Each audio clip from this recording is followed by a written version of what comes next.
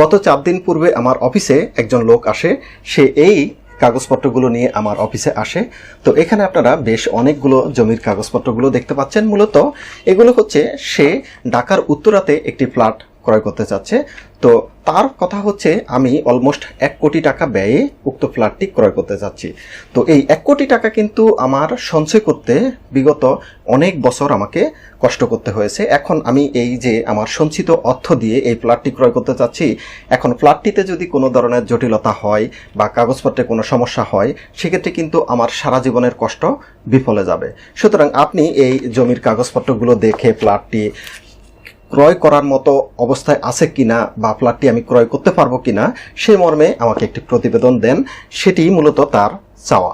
তো এই কাগজপত্রগুলো হাতে পাওয়ার পর আমরা যে কাজটি করলাম, প্রথমে এই কাগজপত্রগুলোর ভিত্তিতে একটি ডায়াগ্রাম প্রস্তুত করলাম। যে ডায়াগ্রামটি মূলত হচ্ছে এই কাগজপত্রের ভিত্তিতে সিএস জরিপ থেকে শুরু করে অদ্যাবধি এর মালিকানার চেইন যথাযথ আছে কিনা, অর্থাৎ সিএস থেকে শুরু করে এই পর্যন্ত অর্থাৎ অদ্যাবধি যে মালিকানার ট্রান্সফারগুলো হয়েছে বা রেকর্ডের পরিবর্তনগুলো হয়েছে সেগুলোর চেইনগুলো যথাযথ আছে কিনা বা ট্রান্সফার হলে তার সাপেক্ষে কাগজপত্রগুলো আছে কিনা সেগুলো আমরা মূলত ভেরিফাই করে কাগজপত্রগুলো যাচাই করে এরকম একটি চেইন প্রস্তুত করেছি।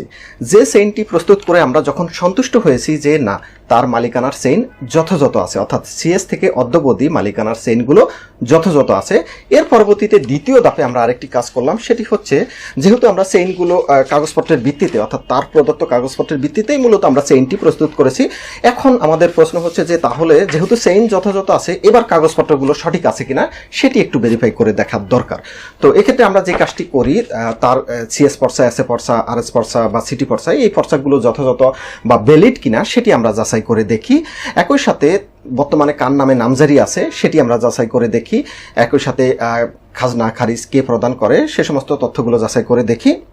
একই সাথে বর্তমানে যে ডেভেলপার ফ্ল্যাটটি ডেভেলপ করতেছে তাকে ল্যান্ড ওনার পাওয়ার যে দলিল দিয়েছে সেটি যথাযথ আছে কিনা সে সমস্ত তথ্যগুলো যাচাই করে আমরা দেখে যখন সন্তুষ্ট হই এবং রাজুকের যে প্ল্যান পাস করা হয়েছে সেই প্ল্যানটি যথাযথ কিনা সেটি দেখে আমরা যখন সন্তুষ্ট হই, তাকে আমরা একটি সার্টিফিকেট বা আমরা মালিকানা যাচাই প্রতিবেদন তাকে প্রদান করি। এখানে আপনারা সেই প্রতিবেদনের কপিটি দেখতে পাচ্ছেন। মূলত এই প্রতিবেদনটির ভিত্তিতে সে এতটুকু আশ্বাস বা যে ক্রেতা সে এতটুকু আশ্বস্ত হবে যে হ্যাঁ, আমি এখন মোটামুটি নির্ভয়ে আমি এই ফ্ল্যাটটিতে বিনিয়োগ করতে পারি বা ফ্ল্যাটটি আমি ক্রয় করতে পারি। তো মূল ব্যাপারটা হচ্ছে, আপনারা যারা আপনাদের দীর্ঘদিনের সঞ্চয় দিয়ে এই ফ্ল্যাট ক্রয় করেন, তারা কিন্তু আপনারা যখন ফ্ল্যাটের জমিটি দেখুন, আলটিমেটলি কিন্তু